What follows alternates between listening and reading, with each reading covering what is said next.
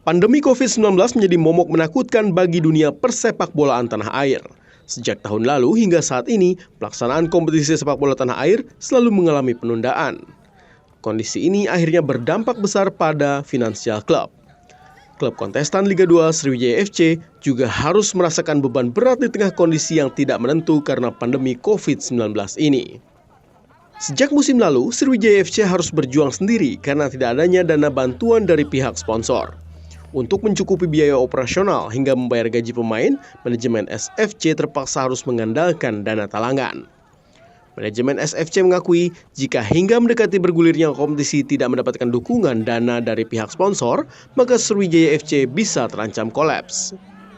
Artinya sementara ini ditunjang oleh dana talangan dari person di manajemen gitu, person di manajemen.